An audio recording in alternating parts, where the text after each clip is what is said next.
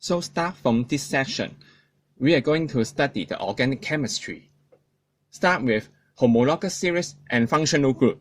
The organic chemistry, which is a branch of chemistry that studies the properties and reactions of organic compound.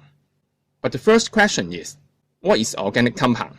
Now, generally speaking, the organic compound is the compound that contains carbon atoms. We have many choices, but the organic compound do not include the following species: CO2, CO, carbonate, or hydrogen carbonate. But even we do not include these 4 species, we still have millions of choices. So how can we start our study? How to separate them into different groups? For scientists, they start with a technique called general formula. Now here shows one of them. In this general formula, it is expressed as CnH2n plus 2, while n equals to 1, 2, 3, and so on and so on. All of them are integers.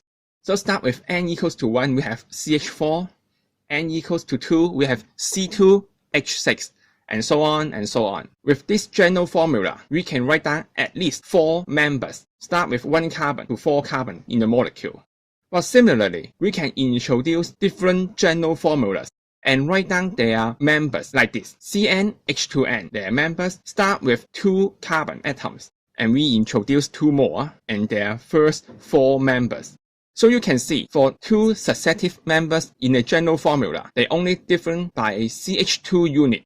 For example, CH4, if I add another CH2 group inside, then it becomes C2H6, which is the second member in the general formula. We now understand the general formula, but what it tells us.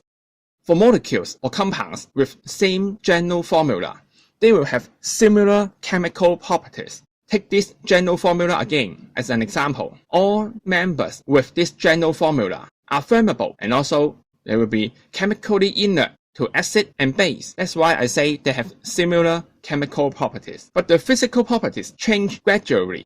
For example, for those members with small number of carbon, they will gas. With increasing carbon number in the molecule, the boiling point increase, so they become liquid and eventually become solid, because with larger molecule, the intermolecular force becomes stronger, so they have higher melting point and boiling point. Next question is, why compounds with same general formula will have similar chemical properties?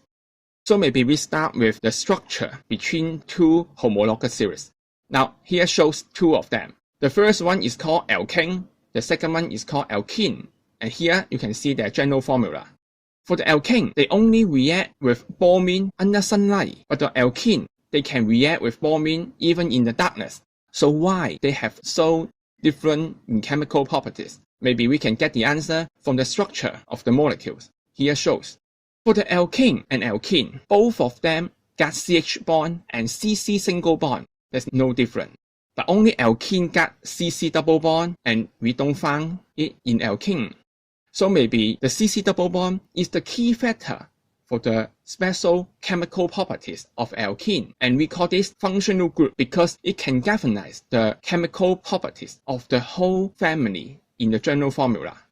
Now up to this moment, you need to memorize 4 general formulas, and here shows 2 of them with their homologous series named alkane and alkene.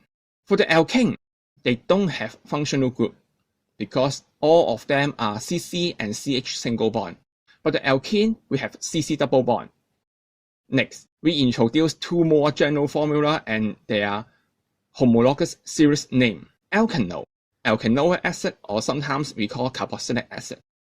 Well, their functional group is obvious. It's the OH group and COOH group. So later on, we will learn how to name these compounds.